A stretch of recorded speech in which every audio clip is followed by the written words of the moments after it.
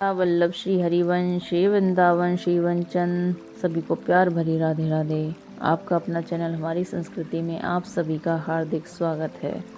आज मैं आपको भाई दूज की कहानी सुनाऊंगी, तो चलिए कहानी में प्रवेश करते हैं। एक जाट का था, एक भाट का था। दोनों में बहुत गहरी दोस्ती थी।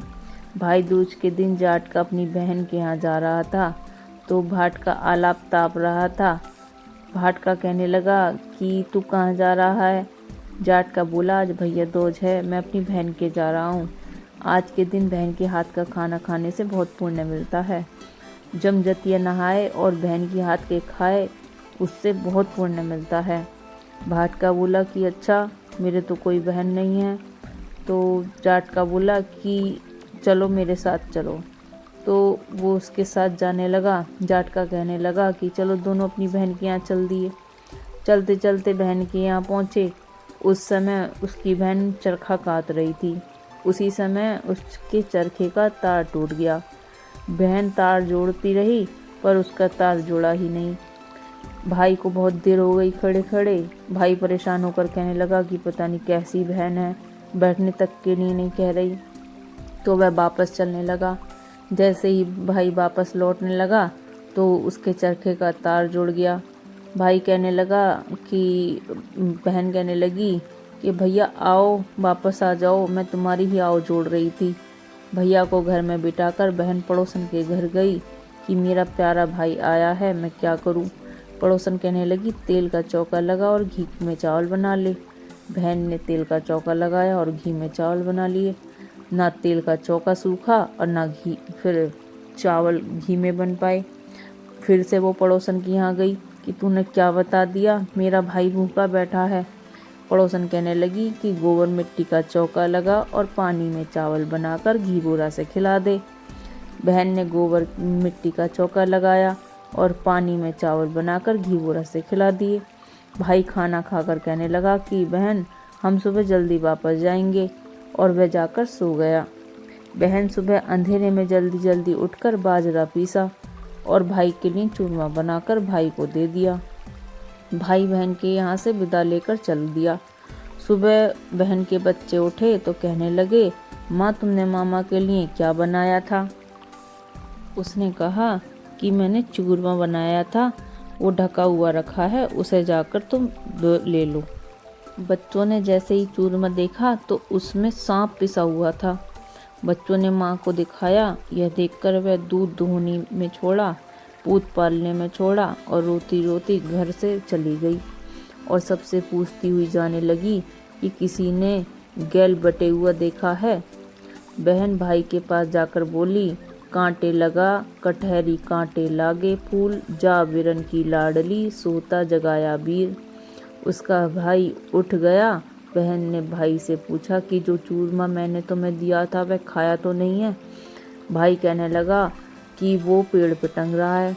उसने पोटली उतार कर गड्ढे में दबा दी और भाई से कहने लगी, मैं तुम्हारे साथ जाऊंगी। और बहन भाई के साथ चल दी। बहुत दूर चलते चलते उसे प्यास लगी। बहन बोली, भैया मुझे तो प्यास लगी है, मुझे पानी पीना है। भाई ने एक पेड़ पर चढ़कर देखा तो बहुत दूर पक्षी उड़ रहे थे। वह कहने लगा कि बहन पानी अवश्य वहीं होगा। बहन वहां पानी पीने चल दी। वहां जाकर देखा उसने कुछ बड़े किवाड़ बना रहे थे। उससे पूछने लगी कि भैया यह तुम क्या बना रहे हो।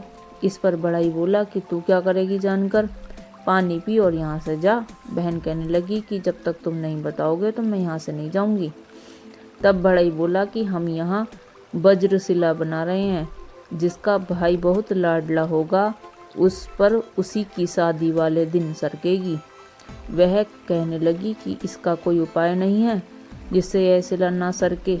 बड़ाई बोला कि उपाय है। जो बहन बहुत ही कंकालीन हो गई और भाई से प्यार न करती होगी, उसे हर समय गाली गलौज करती रहे, उसकी सगाई आए तो लोटे पर सगाई चढ़वाए, लगन आए तो कर्स गणेश पर चढ़वाए, हल्दी मूसर पर चढ़वा दे और निकासी दरवाजे से न करवाकर छेड़ी से करवा दे, और बारात के साथ जाए तथा कच्चा करवा कच्चा सूत लेकर कच्ची सराई लेकर फेरों के समय साथ जाए तो यह सिला नहीं सरकेगी।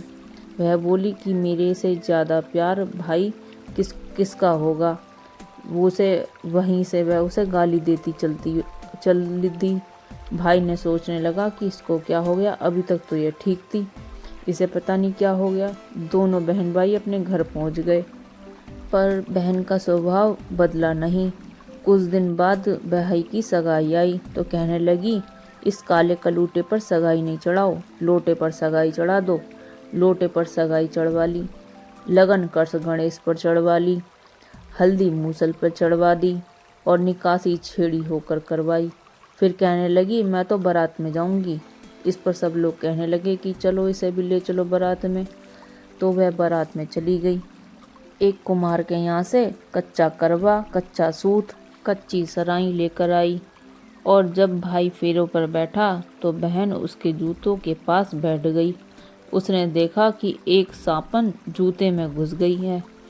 उसने उस सांपन को करवे में पलटकर सराई से ढककर कच्चा सूत लपेटकर अपने घर वापस आ गई। आकर बिटोरे में पड़ गई और भाई अपनी दुल्हन के साथ गाजे बाजे से अपने घर आने लगा। सब उसकी माँ से कहने लगे कि तेरे बेटे बहू आ रहे हैं। वह कहने लगी कि मेरी क्यों हंसी उड़ा रहे हो, जब 6 नहीं आए तो यह कहाँ से आ रहा है। सब कहने लगे कि सही में आ रहा है, मैं तो जब समझूंगी जब कानों के ताले खुल जाएं, आँखों के जाले खुल जाएं और दूध की फुहार छूट जाएं। बुढ़िया के कानों में ताले खुल गए, आँखों के जाले खुल गए और दूध की फुहार छूट गई। बहू बेटा घर आ गए। सब कहने लगे, बेटी कहाँ है। यह सब उसी के कारण हुआ है। सब बहन को ढूंढ कर लाए, पुराना उतारा, नया पहनाया। वह कहने लगी कि मैं अब अपने घर जाऊंगी। मैंने दूध दोहनी में छोड़ा, पूत पालने में छोड़ा, मैं अपने घर जाऊंगी।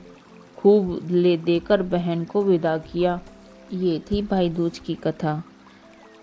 भाई दूज की कहानी कहकर हाथ में चने की जो दाल होती है उसे पीछे को डाल देते हैं और गोद में भाई भतीजों के नाम की किशमिश, काजू, गोला रख लेते हैं।